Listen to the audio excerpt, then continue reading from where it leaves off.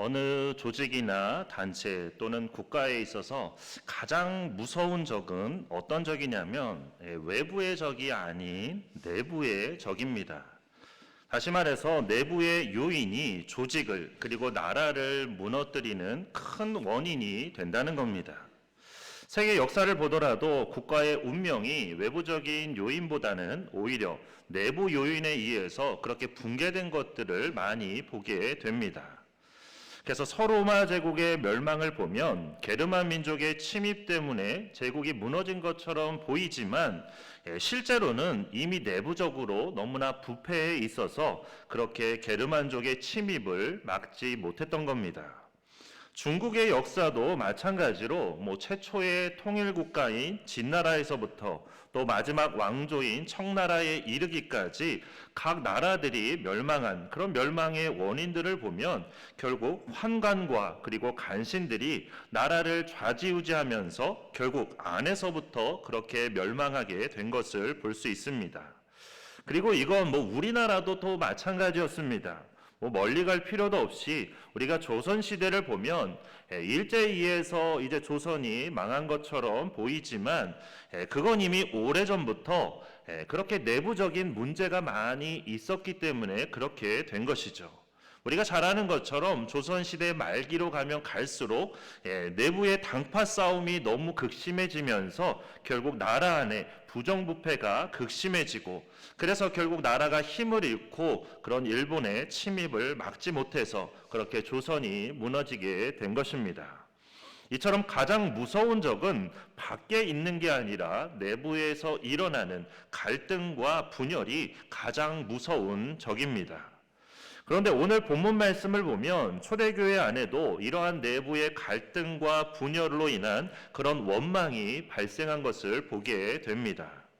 그만큼 이 문제는 그냥 쉽게 넘어갈 수 있는 그런 문제가 아니라 초대교회가 분열하고 쇠퇴할 수 있는 아주 심각한 문제였다는 겁니다. 본문 1절 말씀에 보니까 이렇게 돼 있죠. 그때의 제자가 더 많아졌는데 헬라파 유대인들이 자기의 과부들이 매일의 구제에 빠짐으로 히브리파 사람을 원망하니, 그러니까 초대교회 안에 제자들이 즉 성도들이 더 많아지는 부흥의 역사가 있었는데 이러한 교회의 부흥과 성장은 좋은 일이죠. 그렇기 때문에 우리가 항상 부흥을 꿈꾸고 부흥을 위해서 기도하는 겁니다. 그런데 이 좋은 일이 항상 좋은 결과만 가져오는 건 아니라는 거죠. 오히려 좋지 않은 상황으로 이어지는 것도 우리가 보게 됩니다. 어느 단체나 조직 또는 공동체든 사람이 많아지면 그 안에서 다양한 문제들이 생겨나게 됩니다. 그래서 전혀 생각지도 못했던 문제들이 발생하기도 하는데 당시에도 마찬가지였다라는 것이죠. 교회만이 아니라 우리의 가정도 그렇죠. 그래서 가지 많은 나무 바람 잘 날 없다는 그런 말처럼 자녀들이 많으면 또 그 안에서 특이한 자녀들도 있게 되는 겁니다. 그러니까 교회도 마찬가지로 사람이 많아지다 보면 그 안에서 여러 갈등이 생기고 원망의 소리가 들려오게 된다는 거죠. 그래서 초대교회 안에도 이런 갈등이 생기고 원망의 소리가 들려왔는데 특히나 그럴 수밖에 없었던 것이 이제 성도들의 사회적 그리고 문화적 배경이 좀 다르다 보니 이처럼 문제가 발생하고 말았습니다. 그래서 오늘 말씀에도 본 것처럼 팔을 나누려고 나눴다기보다는 각자가 살아온 배경 그리고 각자가 사용하는 언어에 따라서 어쩔 수 없이 헬라어를 사용하는 헬라파 사람들, 히브리어를 사용하는 히브리파 사람들 이렇게 두 파로 나누어지게 된 겁니다. 그래서 어떤 문제가 발생했냐면 이제 헬라파 과부들이 구제에 빠지는 그런 문제가 발생한 겁니다. 그런데 구제에 빠진다. 이건 무슨 말일까요? 우리가 시험에 빠진다는 이야기는 많이 듣잖아요. 많이 하기도 하고 시험에 빠졌으나 그렇게 이야기를 많이 하는데 구제에 빠진다는 말은 과연 무슨 뜻일까요? 쉽게 말해서 구제의 대상에서 제외가 되어서 구제를 받지 못했다는 그런 뜻입니다. 그러니까 우리가 보는 개역개정 성경은 이제 번역을 조금 어렵게 해놨어요. 그래서 너무 어렵게 해놔서 이것만 보면 가끔 성경 말씀을 읽어도 이게 무슨 뜻인지 잘 이해하기가 어려운 그런 부분들이 있습니다. 그래서 나중에 언제 성경을 통독하실 때 개역개정 성경 말고 좀 쉬운 성경이나 우리말 성경 그런 것도 조금 읽어보시고 그런 걸로도 성경 통독을 하시면 성경을 이해하는 데 더 도움이 되실 겁니다. 그래서 쉬운 성경을 보면 1절 말씀을 이렇게 기록하고 있습니다. 날이 갈수록 제자들의 수는 늘어만 갔습니다. 그 무렵에 그리스어를 사용하는 유대인들이 히브리어를 사용하는 유대인들에게 불평을 늘어 놓았습니다. 그것은 히브리어를 사용하는 본토 유대인들이 매일 음식을 나누어 줄 때 그리스어를 사용하는 유대인 과부들에게는 관심을 쏟지 않아 그들의 배급이 제대로 받지 못했기 때문입니다. 자, 이 말씀처럼 헬라파 과부들이 음식 배급을 제대로 받지 못하는 그런 문제가 생겼다는 것이죠. 그럼 왜 음식 배급을 제대로 받지 못했는가? 일부러 헬라파 과부들을 배제했다기보다는 그동안 이제 잘 알고 지냈던 이제 히브리파 과부들에게 자연스럽게 더 많은 혜택이 돌아가는 좀 그런 분위기였던 것으로 보입니다. 그러니까 우리가 음식을 이제 배식을 할 때 모르는 사람이 더 달라고 하면 그냥 안 된다고 단호하게 이야기할 수 있죠. 그냥 정해진 대로 주는 거라고 그렇게 말하면서 거절하기가 쉽지만 아는 사람에게는 그렇게 하기가 좀 어렵습니다. 아는 사람이 와서 더 달라고 하는데 매몰차게 거절하기가 좀 어렵죠. 아마도 그런 비슷한 일이 있었던 것으로 보입니다. 그런데 사람이란 참 작은 것에 서운해하고 그게 커지면 큰 문제가 되기 마련입니다. 그래서 배식을 받을 때 반찬을 조금 더 많이 받고 조금 덜 받고 정말 아무것도 아닌 것처럼 생각하기 쉽지만 실제로는 그렇지가 않습니다. 그래서 이런 이야기가 있습니다. 왕동량이라는 사람이 장터에서 이제 푸죽간을 하고 있었는데 어느 날 양반 두 사람이 그 가게로 고기를 사러 왔습니다. 그때 한 양반이 이렇게 말합니다. 예, 동량아, 고기 한 근 다오. 네, 그럽지요. 그러면서 동량은 비록 부록의 나이를 지났지만 천출소생이라 언제나 이렇게 하대를 받고 있었습니다. 그래서 왕동량은 솜씨 좋게 칼로 고기를 베어서 양반에게 건네주었습니다. 그리고 함께 온 또 다른 양반은 상대가 비록 천한 백정의 신분이기는 하지만 그래도 좀 나이가 든 사람에게 말을 함부로 하대하기가 좀 거북했습니다. 그래서 점잖게 이렇게 말했습니다. 왕서방, 여기 고기 한 근 주시게나. 예, 고맙습니다. 기분 좋게 대답한 왕동량은 선뜻 고기를 잘라 양반에게 건네주었습니다. 그런데 먼저 고기를 산 양반이 보니까 나중에 산 사람의 고기가 자기 고기보다 더 컸던 겁니다. 그래서 왕동량에게 따지듯 물었죠. 야, 이 사람아, 같은 한 근인데 어째서 이 사람 것은 더 크고 내 것은 작은가?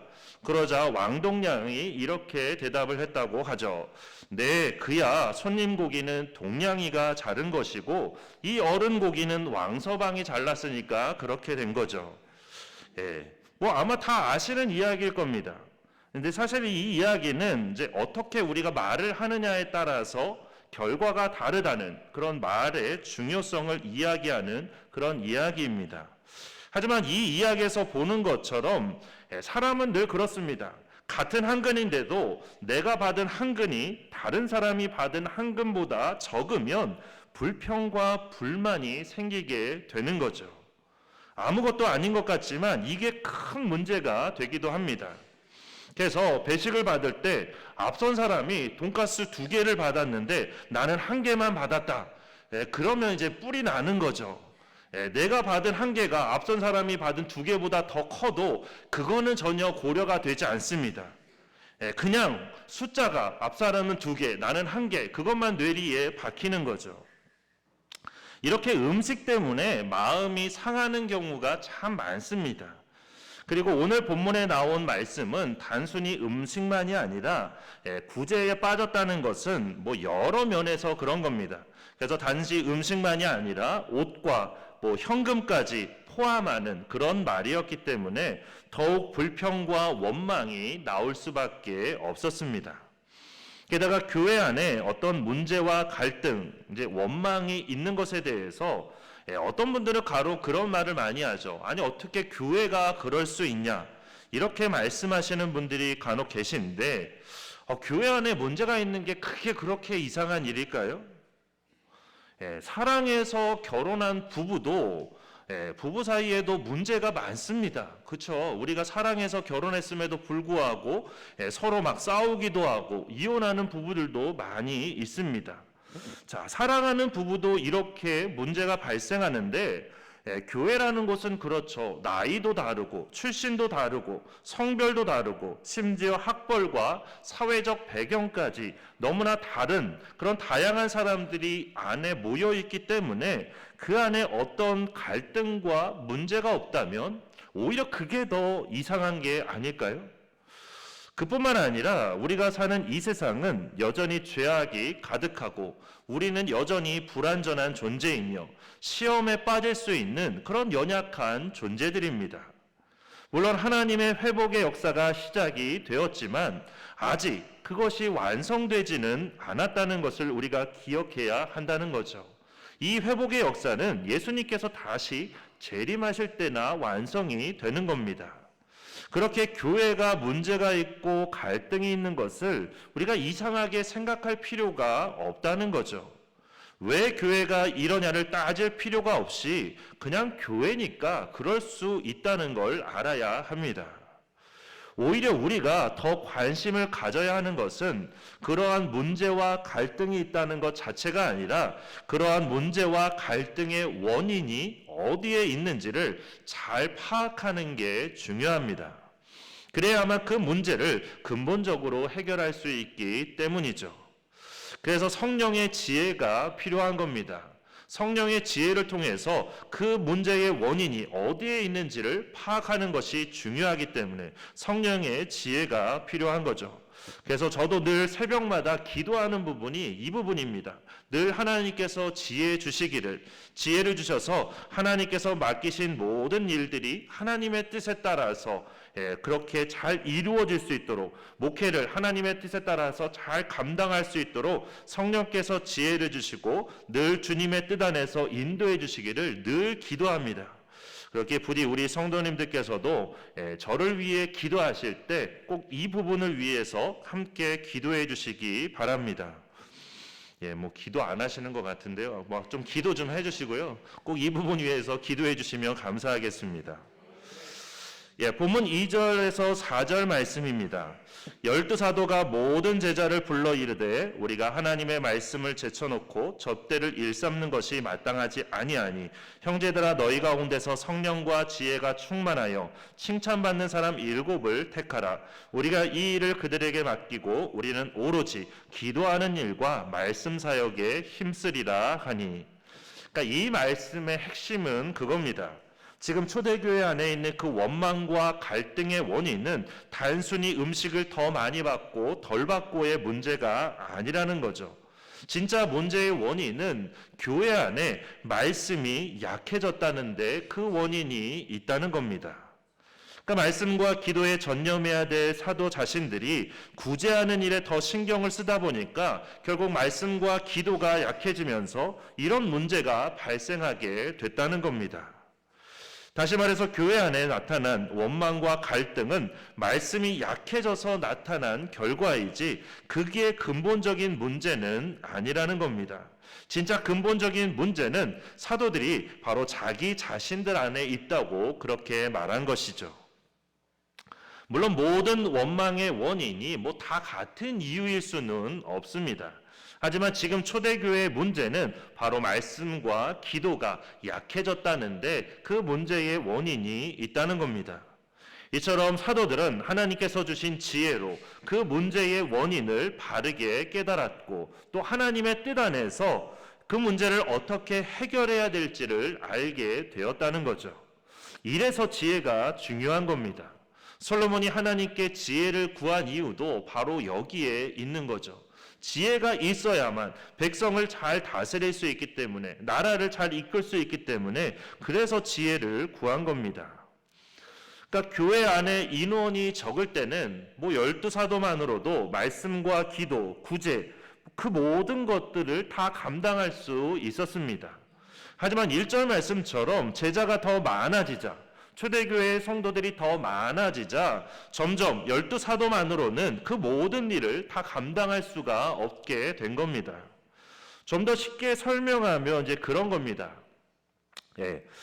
혹시 교회의 5대 사명이 뭔지 아시나요? 요번에 이제 우리 입교 교육하면서 입교하는 아이들에게는 제가 아주 세뇌시키듯이 여러 번 이야기를 했는데, 교회의 5대 사명이 뭔지 잘 아시나요? 아마 제가 말씀을 드리면 그거구나 다 아실 거예요. 누구나 다 아시는데 그거를 잘 이야기를 잘 못하십니다. 자, 교회라는 곳은 가장 기본적으로 하나님을 예배하는 곳이죠. 그래서 예배가 첫 번째 사명이고, 그리고 두 번째는 말씀을 교육하는 교육이 두 번째 사명이고, 그리고 교회 안에서 우리가 서로 교제하는 친교가 세 번째 사명이고, 그리고 그 다음이 이제 봉사, 섬김, 요것이 네 번째, 그리고 전도, 이것이 다섯 번째입니다. 그런데 전도를 나중에 이야기했다고 해서 전도가 안 중요하냐, 그게 아니라는 거죠. 그냥 순서 없이 제가 이야기를 한 겁니다. 그럼 이 중에서 가장 우선순위가 되어야 하는 게 과연 뭘까요?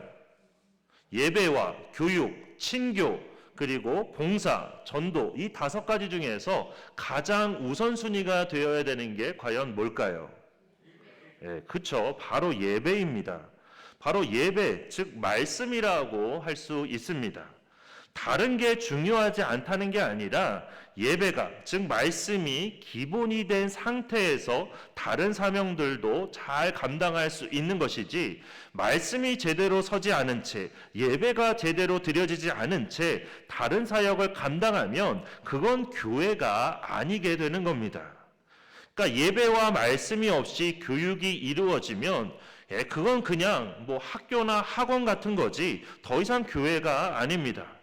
마찬가지로 예배와 말씀이 없이 친교가 이루어지면 그건 그냥 사교 모임이 되는 겁니다. 예배와 말씀이 없이 봉사가 이루어지면 그건 그냥 일반 봉사단체와 다를 바가 없게 되는 거죠. 그리고 전도는 두말할 필요도 없이 예배 없이는, 말씀 없이는 전도 자체가 이루어질 수가 없습니다. 그런데 당시 초대교회 성도들이 이제 폭발적으로 늘어나면서 사도들이 예배, 즉 말씀보다는 봉사, 즉 구제에 집중하는 시간이 더 많아졌던 것이죠. 그러다 보니 말씀과 기도에 전념할 수 있는 시간은 점점 줄고, 그렇게 말씀이 약해지다 보니까 결국 이런 결과가 나오게 되었다는 거죠. 그러니까 별것 아닌 것처럼 보일 수 있지만 그 결과는 이렇게 크게 나타난다는 겁니다. 말씀이 적어지고, 그리고 기도가 약해지고, 그 결과가 이렇게 크게 원망과 불평으로 나타나게 된다는 것이죠. 그래서 교회는 어쨌든 하나님을 예배하는 곳이고 말씀이 선포되는 곳이기 때문에 이게 없으면 교회가 아니게 됩니다. 때문에 목회자는 다른 무엇보다도 말씀을 준비하고 말씀을 전하는 사역에 최선을 다해야 하는 것이고, 또 교회는 목회자가 말씀 사역에 전념할 수 있도록 배려하는 데 최선을 다해야 하는 것입니다. 그래야만 그게 목회자도 살고 교회도 살고 모두가 함께 사는 길입니다. 그래서 이 문제를 해결하기 위해 초대교회는, 특히 사도들은 어떻게 했냐면 3절 말씀처럼 이제 7 집사를 택하게 했습니다. 그래서 7 집사를 택하게 해서 그들에게 구제 사역을 맡기고, 사도들은 4절 말씀처럼 오로지 기도하는 일과 말씀 사역에 힘쓰기로 했습니다. 이렇게 해서 교회의 체계가 이제 하나씩 세워지게 되었습니다. 마치 모세의 장인 이드로가 모세 혼자서 막 이스라엘 백성들을 다 재판하는 걸 보고는, 그렇게 했다가는 모세 당신도 지치고 이스라엘 백성들도 지칠 거라고 그렇게 이야기를 하면서 각각 1000부장과 100부장, 50부장과 10부장을 세워서 작은 재판은 그들에게 맡기고 모세는 큰 재판만 담당하도록 그렇게 체계를 세우게 한 것처럼 초대교회도 이렇게 7 집사를 세우면서 이러한 체계들을 세워간 것입니다. 그런데 7 집사를 세울 때 그냥 아무나 세운 게 아니죠. 사도들이 중요한 기준을 정해 주었습니다. 바로 성령과 지혜가 충만하여 칭찬받는 사람 7을 택하라고 했습니다.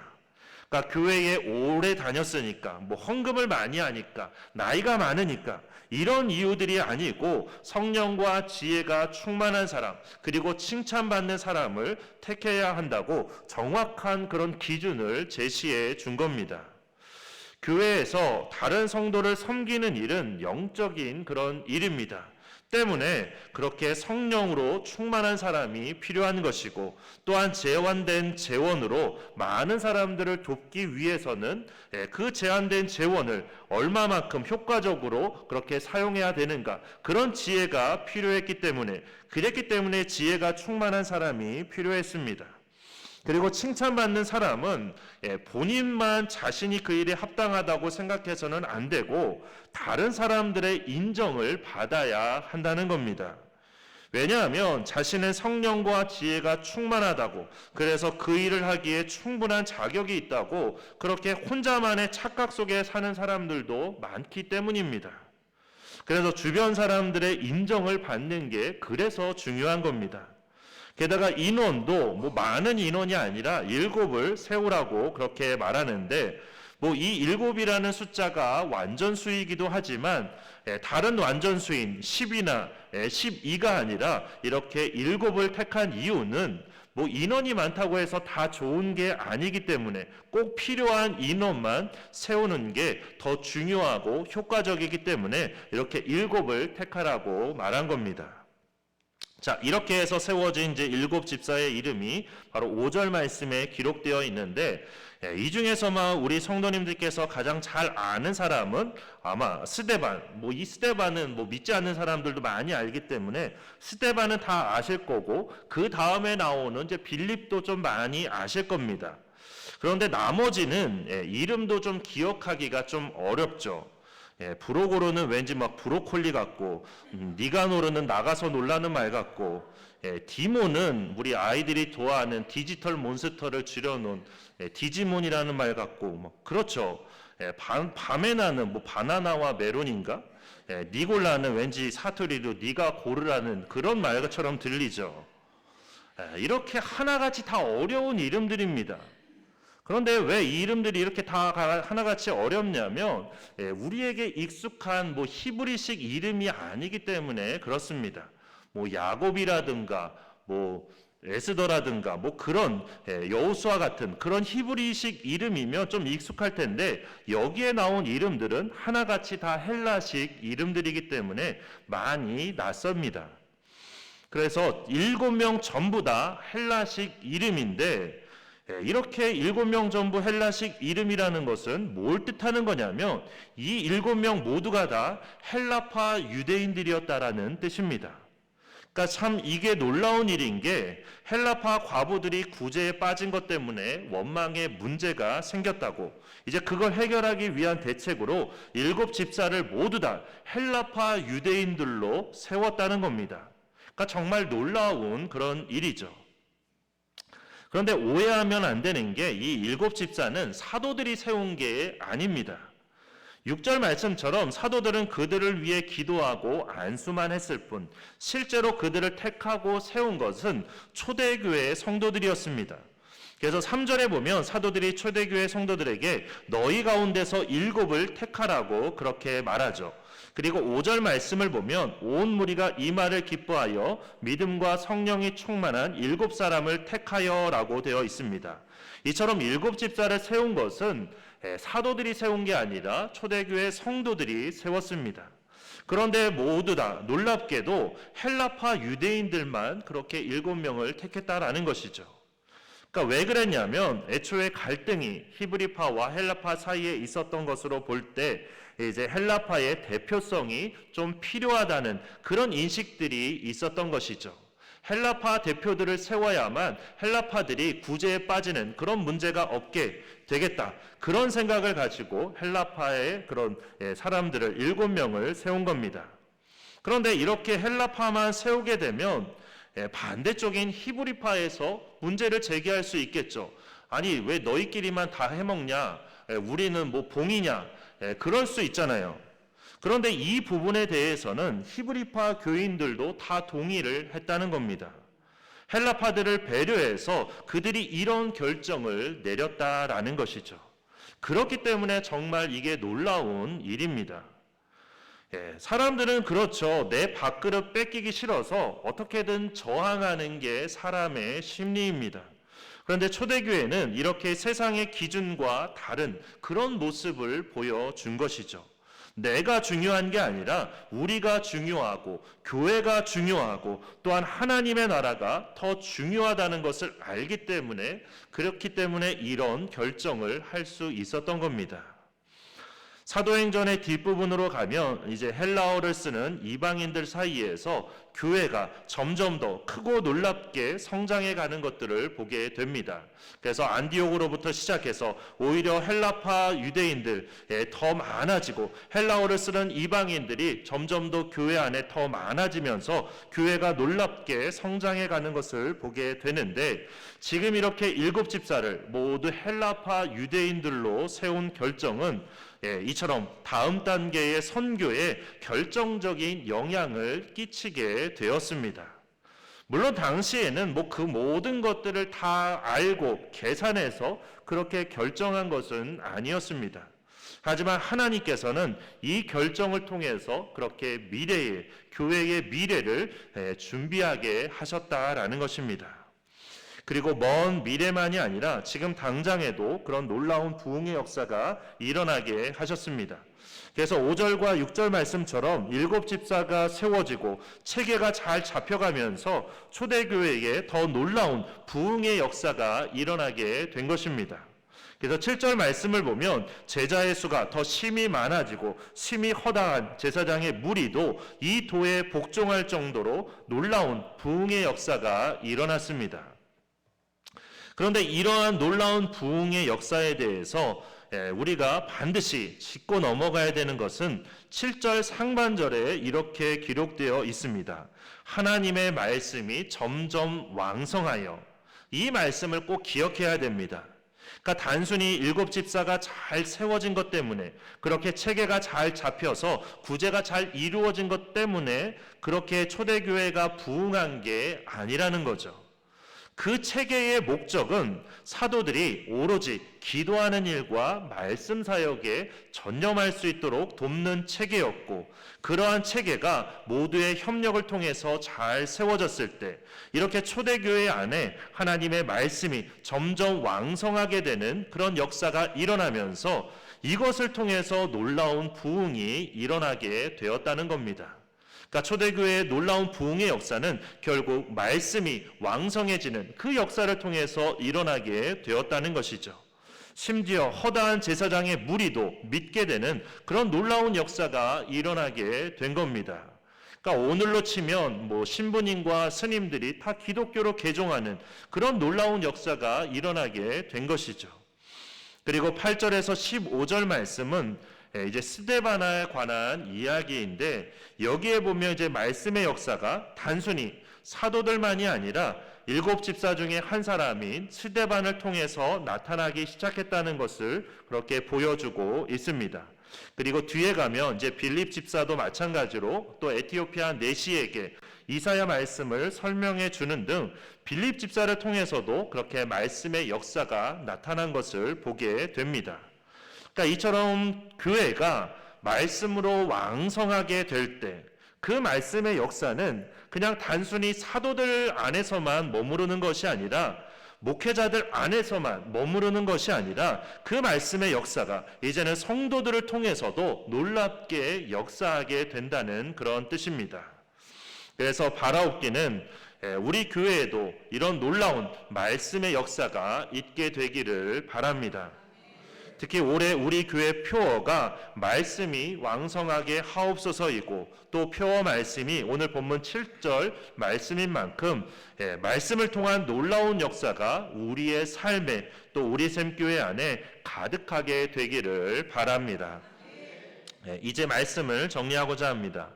초대교회 안에도 이처럼 내부적인 갈등이 있었지만 그 문제의 원인이 어디에 있는지를 잘 살피고 그 문제를 지혜롭게 잘 해결했을 때 교회는 말씀이 더 왕성해지고 더 부흥하는 역사가, 심지어 제사장들도 믿게 되는 그런 기적 같은 역사가 일어났습니다. 부디 우리의 삶에도 또 우리 교회에도 이런 역사가 있기를 바랍니다. 그래서 문제와 어려움 가운데 우리가 당황하는 게 아니라 오히려 기도하며 주님께서 주신 지혜로 그 문제의 원인을 잘 파악하고 잘 해결할 수 있도록, 그리고 무엇보다도 말씀의 중요함을 우리가 잘 깨닫고 말씀 앞으로 더 가까이 나아가며 말씀에 온전히 순종하여서 말씀이 이끌어가는 삶, 그리고 말씀이 이끌어가는 교회가 되어 주님 앞에 더 놀라운 부흥의 역사를 이루는 우리 샘교회가 되기를 주님의 이름으로 축원합니다. 이 시간 우리 주신 말씀 생각하며 우리 말씀 앞에서 함께 찬양할 때 우리가 생명의 말씀, 우리를 진리로 거룩하게 하는 말씀을 우리가 읽고 순종하겠습니다. 그 말씀에 우리의 생명을 걸며 온전히 순종함으로 우리가 주님을 따라가겠습니다. 이러한 고백을 담아서 함께 찬양하도록 하겠습니다.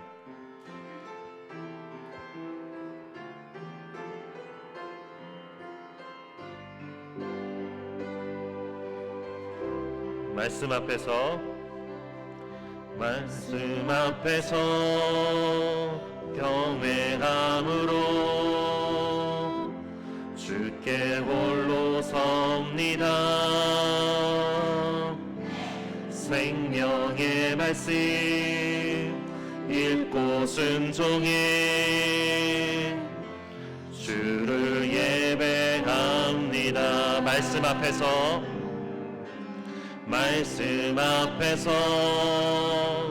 경외함으로 주께 홀로 섭니다. 생명의 말씀 읽고 순종해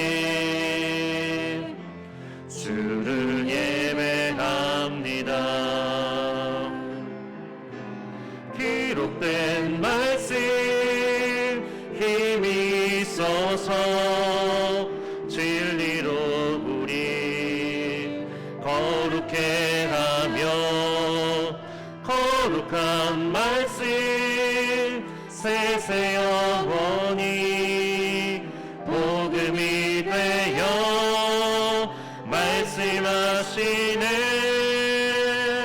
하나님 말씀에 두려워 떠는 자, 그 말씀에 생명을 거는 자 한 사람 찾으시니 주님의 약속을 믿어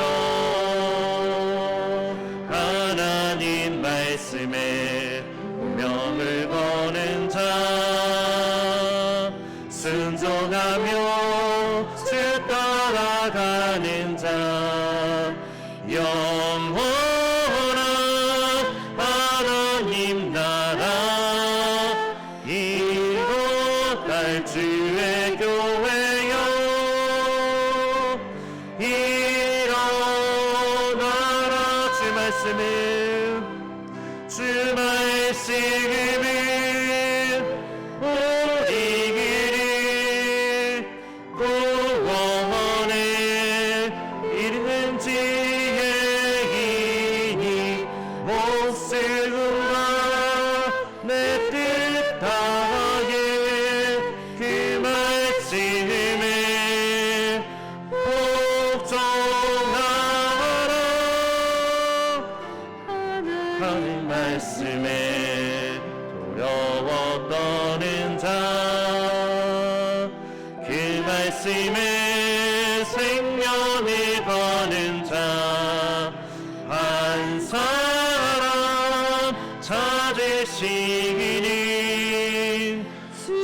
하나님의 약속을 믿어 하나님 말씀에 명을 거는 자 순종하며 주 따라가는 자 영원한 하나님 나라 이뤄갈 주의 교회여 일어나라. 이 시간들이 기도할 때 먼저 지혜를 구하며 기도하겠습니다. 우리 안에 어떤 갈등과 원망, 문제가 발생할 때 주님께서 주시는 그 지혜로 그 문제와 갈등의 원인이 어디에 있는지를 잘 깨닫게 하여 주시고 그 문제를 지혜롭게 잘 해결할 수 있도록 우리에게 지혜를 허락해 주시기를 기도하겠습니다. 그리고 무엇보다도 우리가 말씀의 중요함을 잘 깨닫고 말씀 앞으로 더 가까이 나아가며 말씀에 온전히 순종함으로써 말씀이 이끌어가는 삶, 말씀이 이끌어가는 교회, 그래서 놀랍게 부흥하는 우리의 삶이 되고 우리 샘교회가 되게 해주시기를 우리 주여 한번 크게 외치고 함께 통성으로 기도하겠습니다. 주여! 사랑이 많으신 하나님 아버지, 오늘도 이렇게 거룩한 주일 저희들을 불러주시고 또 말씀을 함께 나누며 또 말씀에 의지해서 함께 기도하게 하여 주시니 감사를 드립니다. 하나님, 이 시간 먼저 주님 앞에 지혜를 구하며 나아갑니다. 하나님, 우리에게 지혜를 허락하여 주시옵소서. 하나님, 우리 안에 어떤 갈등과 원망의 문제가 발생했을 때 하나님 우리에게 주신 그 지혜로 인해서 하나님 그 문제와 갈등의 원인이 어디에 있는지를 우리가 잘 깨닫게 하여 주시옵소서. 그래서 그 모든 문제를, 그 모든 갈등들을 주님께서 주시는 지혜로 잘 해결해 나아갈 수 있도록 인도하여 주시옵소서. 하나님, 그리고 무엇보다도 우리가 말씀의 중요함을 잘 깨닫게 하여 주시옵소서. 말씀 앞으로 더 가까이 나아갈 수 있는 우리가 되게 하여 주시옵소서. 말씀에 더 온전히 순종함으로 말씀이 이끌어가는 삶을 살아가게 하여 주시옵소서. 말씀이 이끌어가는 우리 교회가 될 수 있도록 인도하여 주시옵소서. 그래서 하나님, 우리 교회 안에 우리의 삶 가운데 하나님께서 이루시는 말씀이 이루시는 놀라운 부흥의 역사가 있게 하여 주시옵소서. 그래서 놀랍게 부흥하는 우리의 삶이 되게 하여 주시고 우리 샘교회가 되게 하여 주시옵소서. 하나님께서 약속하신 그 모든 부흥의 역사들이 하나님 우리 가운데 아름답게 이루어지며 우리가 더욱더 주님만 바라보고 더욱더 주님만 의지하며 주님 앞에 더욱더 놀랍게 부흥하는 모습으로 나아가는 하나님 우리 샘교회가 될 수 있도록 인도하여 주시옵소서. 하나님, 우리는 연약하지만 우리는 부족하지만 그러나 성령께서 우리에게 지혜를 주셔서 하나님 우리를 통해서 이 모든 놀라운 역사들이 아름답게 주님 안에서 이루어질 수 있도록 주님 함께하여 주시옵소서. 우리와 함께하여 주시옵소서. 우리와 함께하여 주시옵소서. 사랑이 많으신 하나님, 성령께서 우리 가운데 역사하여 주시고 하늘의 지혜를 우리에게 허락하여 주시옵소서. 하나님, 그래서 우리 안에 어떤 갈등과 원망, 문제가 발생했을 때 하나님 그것으로 인해서 우리가 당황해하거나 좌절하거나 하나님 잘못된 길로 걸어가는 것이 아니라 주님께서 주시는 그 하늘의 지혜로 그 문제와 갈등의 원인이 어디에 있는지를 잘 깨닫고 그 문제를 지혜롭게 잘 해결해 나아가게 하여 주시옵소서. 그래서 우리의 삶이, 우리 교회가 주님 안에서 더 평안할 수 있도록 인도해 주시고 더욱더 은혜가 차고 넘칠 수 있도록 인도하여 주시옵소서. 하나님, 그리고 무엇보다도 말씀의 중요함을 잘 깨닫게 하여 주시고 말씀 앞으로 더 가까이 나아가며 말씀에 온전히 순종함으로써 말씀이 이끌어가는 삶을 살아가는 우리의 삶이 되고 또 말씀이 이끌어가는 우리 샘교회가 될 수 있도록 인도하여 주시옵소서. 그래서 말씀이 이루시는 놀라운 부흥의 역사가 우리의 삶 가운데 가득할 수 있도록 인도해 주시고 우리 샘교회 안에 하나님께서 주시는 회복과 부흥의 비전이 하나님 우리 가운데서 아름답게 이루어질 수 있도록 인도하여 주시옵소서. 그래서 앞으로 우리 교회가 더 놀랍게 부흥하여서 하나님께서 우리 교회를 통해서 이루고자 하시는 뜻하신 그 모든 일들이 더욱더 아름답게 더욱더 놀랍게 이루어져서 이 지역사회 가운데 정말로 빛이 되고 소금이 되는 교회가 될 수 있도록 인도하여 주시옵소서. 이 모든 일들을 위해서 우리를 세워 주셨사오니 세우신 주님의 그 뜻에 따라서 우리가 아름답게 사용되어지고 우리를 통해서 하나님의 영광의 역사가 나타날 수 있도록 인도하여 주시옵소서. 우리를 붙들어 주시고 이끌어 주실 줄 믿고 감사드리며 예수 그리스도 이름으로 기도드립니다. 아멘. 이제는 부활의 첫 열매이시며 우리에게 영원한 생명을 주신 예수 그리스도의 은혜와 죄인인 우리를 위해 독생자를 아낌없이 십자가에 내어주신 하나님 아버지의 크신 사랑과 주님의 나라에 가까이 가기까지 함께해 주시며 인도해 주시고 지켜주시는 성령님의 인도하심과 교통하심의 역사가 이제는 말씀에 온전히 순종함으로 말씀이 이끌어가는 삶을 살며 말씀이 이끄는 교회를 세우기로 다짐하는 주님의 모든 백성들과 그 삶의 자리 위에 이제로부터 영원토록 함께 계시기를 간절히 축원하옵나이다. 아멘.